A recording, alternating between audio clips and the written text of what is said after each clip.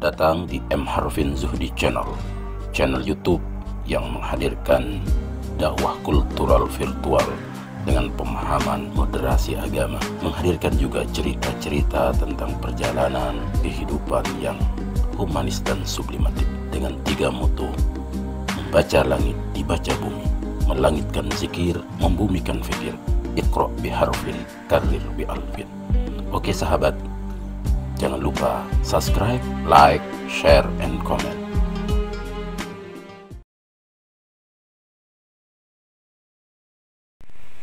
Assalamualaikum warahmatullahi wabarakatuh. Hari ini saya mendapat naskah Alfiyatus Sasaki Al-Musammatu Iqdut Taysir fi ilmi mustalahil hadis Al-Bashir sallallahu alaihi wasallam. Ini adalah karya yang nadir, karya yang sangat jarang, karena menulis bait 1000 bait itu adalah pekerjaan yang membutuhkan skill dan kemampuan yang tinggi, dan hampir berapa ratus tahun belum ada yang menulis tentang bait-bait dalam bidang mustalahul hadis. Setahu saya tentang Alfiyah itu hanya Ibnu Malik dan Matan Zubat. Nah, sekarang telah hadir Alfiyah As-Sasaki yang ditulis oleh tuan guru lokal Sasak Lombok. Ini Pulau Lombok, Pulau Seribu Masjid menghadirkan sosok tuan guru Subki As-Sasaki yang dengan karya monumentalnya Alfiyah As-Sasaki. Lebih lanjut kita akan mendengarkan penjelasan berkaitan dengan konten, isi, dan manhaj dari Alfiyah As-Sasaki. Baik, terima kasih saudara saya Pak Dr. Harvin Zuhdi atas pesan-pesan dan juga doa yang diberikan. Pertama, ini saya tulis di awal Sya'ban dan alhamdulillah selesai pada tanggal 25 kemarin, 25 Ramadan. Artinya 2 bulan saya tulis dan saya tamqih tashih. Ini terdiri dari 1335 bait, terdiri dari 140 fasal. Apa bedanya dengan Alfiyatus Suyuti, Alfiyatul Iraqi yang bahas tentang ilmu hadis? Bedanya adalah di sini saya memunculkan hal-hal yang terkait dengan mustalah hadis kekinian juga. Misalnya tentang hal-hal yang di kitab-kitab tertentu itu muncul rumus-rumus tersendiri. Salah satu contoh misalnya tentang apa yang dimunculkan oleh Imam Ibn Hajar Al-Asqalani dalam Bulughul Maram atau Muntaqal Akhbar oleh Ibn Taimiyah Al-Jadd, bahwa ada istilah rawahul khamsah, rawah sittah, rawah sab'ah, itu tidak muncul dalam kitab Alfiyah yang terdahulu. Kemudian juga tentang laqab para perawi hadis, ya, itu juga hanya pembahasan alqab secara umum, tapi laqab seperti al-musnid, al-hafiz, al-hujjah, al-hakim itu tidak muncul di Alfiyah terdahulu, tapi di sini alhamdulillah ada. Kemudian biografi, di sini hampir 21 orang para ulama hadis seperti dari 4 madhab, ya, Imam Abu Hanifah, Imam Syafi'i, Imam Malik, Imam Hanbal, dan juga ashab kutubus sittah, kutubus tis'ah, bahkan juga ashabul mustadrakat, ashabul mustakhrajat itu muncul di sini.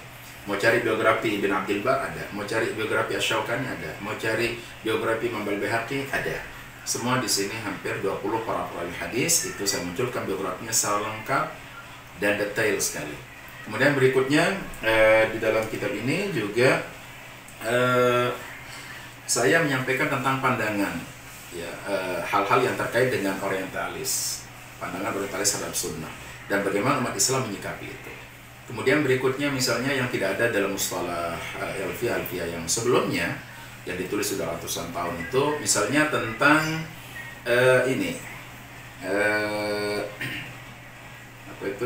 tentang subhanallah, sebentar dulu. Subhanallah, saya lupa tadi. Sebentar saya lihat di pasalnya.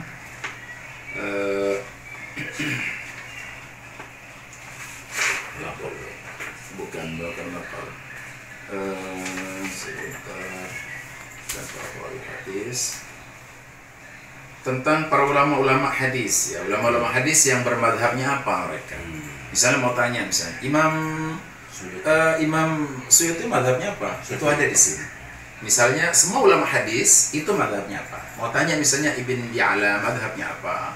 Kemudian misalnya Imam Sufyan Ats-Tsauri itu madhabnya apa? Itu ada di sini terkumpul tentang hal tersebut. Jadi banyak sekali bisa dilihat di sini tentang hal-hal tersebut. Ya. Termasuk misalnya ini ada Faslul Ma'rifatu Madzhabul Muhaddisin, tentang madhab para ulama hadis. Kemudian juga di sini karena banyak saya tahu juga hal-hal yang terbaru dalam pembahasan dan kajian-kajian ilmu hadis, itu juga saya masukkan di sini. Nah, ini juga tentang hadisul Israiliyat. Nah, biasanya Israiliyat itu kan terbahas dalam tafsir, tafsir ayat Israiliyat. Tapi saya masukkan di sini bisa tentang dicontohkan sedikit.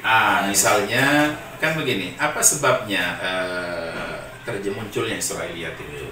Munculnya Israel itu karena ada tokoh-tokoh ahlul kitab itu masuk Islam dan mereka membawakan riwayat-riwayat tentang peristiwa atau tentang biografi seseorang. Misalnya tentang biografi Nabi Sulaiman, tentang biografi Nabi Isa, biografi Nabi Musa, biografi Nabi Daud dan sebagainya. Itu misalnya dari Ka'ab Akbar, Muhammad Muhammad Ibn al-Munabbih misalnya kan. Misalnya itu hal-hal seperti itu saya masukkan dan bagaimana kita menyikapinya. Itu ketika itu muncul dalam hadis. Di sini di halaman 30 saya sebut hal-hal dan bagaimana tafsil dan penjabaran para ulama tentang masalah tersebut. Nah, jadi kalau kelebihannya nazm itu kan gampang dihafal. Seperti ini. Faslun ini saya tulis ini 9 bait yang menjelaskan tentang hal-hal berkaitan dengan Israiliyat. Ini mulai dari sebabnya, sebab munculnya, bagaimana tafsirnya, bagaimana menyikapinya. Seperti ini. Qad aslama ba'du ahli kitabi lahum asatirun minal kitabi qasasul umami wal anbiya'i fil kutubin tasyarat bimtilai faraddu wal qabulu bit tafsili. Jadi mau menerima ada tafsirnya. Bainal mujizil man'i bid dalili in ukira bil khabari sahih. Kalau kabar hadis Israel itu adalah ada takkid dari hadis yang sahih, faqbal, terima dia, wa illa rudda bis sahih. Kalau enggak ya ditolak gitu. Nah, ini banyak lagi, jadi para thalabul ilm insyaallah saya niatkan ini sebagai sebuah sebuah khidmatul ilmi untuk para penuntut ilmu supaya bisa bermanfaat. Saya kira demikian yang dapat saya sampaikan. Terima kasih.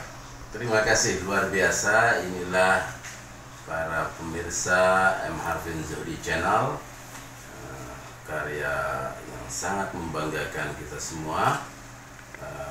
Stay tune, tunggu karya ini akan di launching dan saksikan terus informasi-informasi menarik dari M. Harvin Zuhdi Channel.